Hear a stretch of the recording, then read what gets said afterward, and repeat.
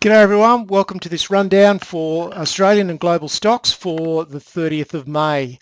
And as members of Special Share Education would know, our American portfolio of stocks has been really going along very, very nicely. And the Australian stocks, we're profitable, but it's just really chalk and cheese between the two markets. And the data that came out this week on business investment really was nothing short of disastrous. So I think Australia is in a lot more trouble than what people have been prepared to acknowledge up to date. So I'm going to talk a little bit about that in this particular edition.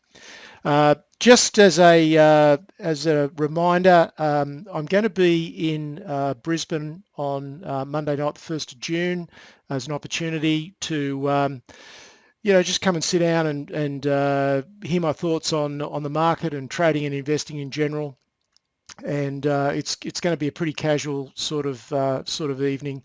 So you're very welcome to come, anyone who's in the Brisbane or Gold Coast area.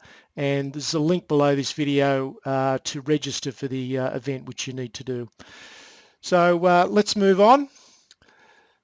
And let's look at the American stocks first. The S&P index was lower by 18 points on the week, and most of that occurred on Friday night. Other than that, the market was reasonably flat, and it's just a continuation of this very tight calling pattern that we've seen now over the last probably 3 months, and eventually it has to resolve. A volatility breakout is absolutely inevitable.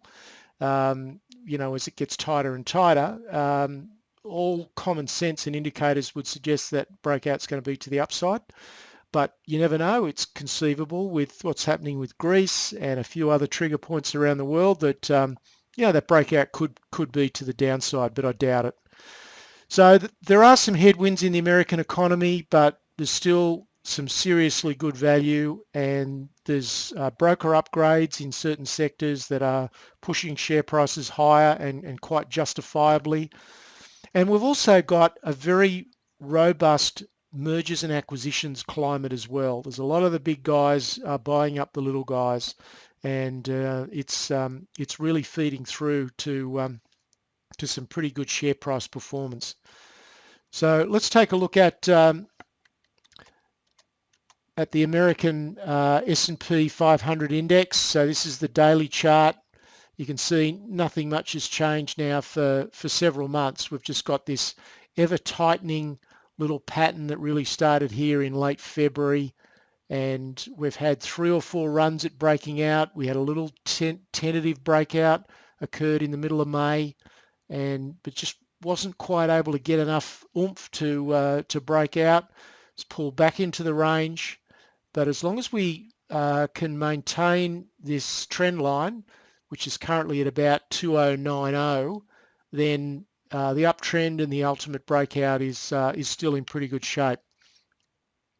Now, currencies are playing a big part in what's going on in the stock market at the moment. So let's just look at the US dollar index.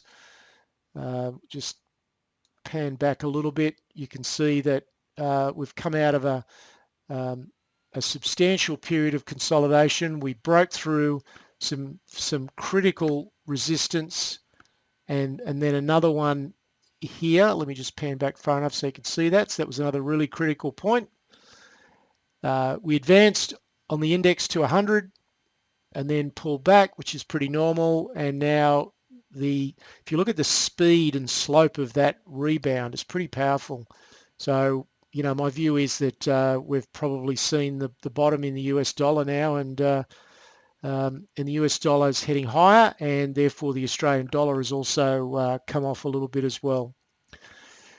Turning now to the Aussie stocks, and this is really where the problems are going to come. I don't think we haven't seen them yet, and you've got to be very careful that you don't associate what's happening with the S&P, with the ASX 200 index, with what's happening with the bulk of the stocks, because the ASX 200 index is just a reflection of the top 10 stocks and nothing else. And increasingly, I'm really concerned about the Australian bank share prices. It's not that there's necessarily a problem with the banks, but they are fully valued at a time when a lot of factors are going to start to work against them. And I just can't see how the Australian banks can continue to trade at these sort of levels in the expectation that their profits are going to increase and their dividends are going to increase. It's just, to me, it's just not going to happen. So the ASX index was ended up down by 70 points for the week, and it really was a very disastrous set of business investment numbers. Came out on Thursday, and even worse is the outlook for 2016. Clearly, recession is a possibility. We haven't had one for 23 years. It's now a possibility. The cash rate currently at 2%. It almost looks an absolute given that the cash rate will be cut once or twice more, and the possibility of even 4 rate cuts over the next, say, 2 years to get down to maybe 1% has got to be possible now with the fact that our economy, the rebalancing of our economy is just not happening the way anyone imagined. So all that is occurring at a time when we've got a stock market that is largely fully valued. So it's really hard to see how the Australian stocks are going to perform adequately. I'm not saying the Australian market's going to fall over or anything, but the comparison with the US market is just so stark, it's crazy.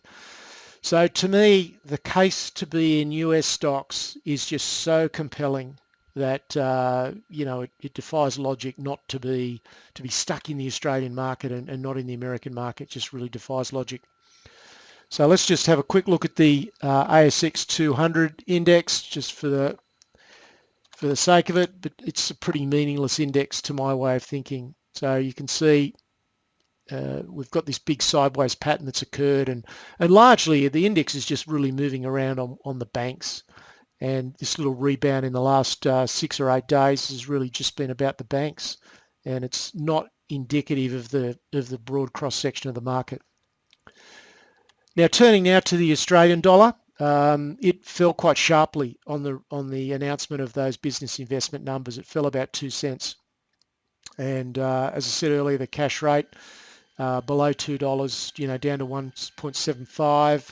Perhaps not immediately. I don't expect the RBA will move this Tuesday, but it could be July or August we see a move to 1.75, and then I wouldn't be at all surprised in November if we go down to 1.5 the way things are heading. So the fundamentals would dictate the low 70 cent area as a minimum for the Australian dollar.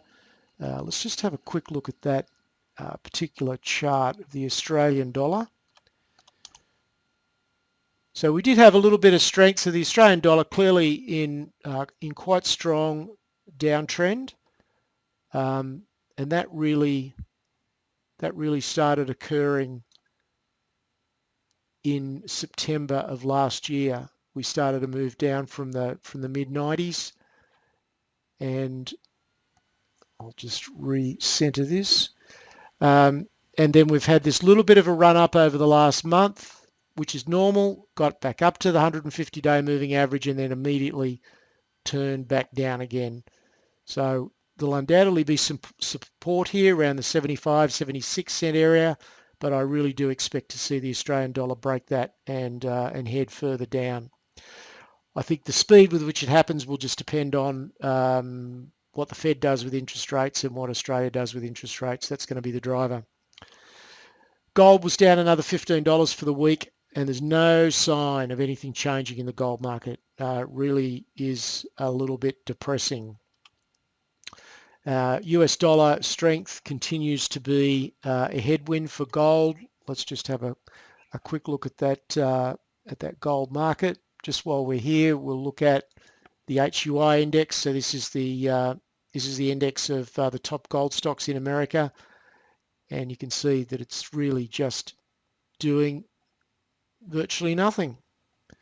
We had a trading range through here. We dropped down to a lower level. We're now stuck in a trading range down here, and who knows, we could even drop down again into yet another lower level. So looking at gold itself, we'll look at the weekly chart. There's a weekly gold chart. So there's just really been no progression for quite some time. We first based out in July of 2013. So we're now approaching 2 years in this basing pattern, which is getting pretty long in the tooth. Copper eased a bit, down from 280 down to 270. That was really about the US dollar going up. Crude oil, surprisingly a little bit higher. I think there's a little bit of speculative activity with respect to crude oil at $60. Certainly the fundamentals of supply and demand would not support crude oil being at 60, so I still expect lower yet. There's the spot copper chart. We had a run up from January through to the early part of May, and now it's starting to slip back again. So overall, the strategic approach, and there's really no different from the slide I had up last week. Local Australian stocks exercise extreme caution, and you really only want to be thinking about buying oversold, and do so with care and being very specific about what you're buying. The odds favour a US index breakout to the upside.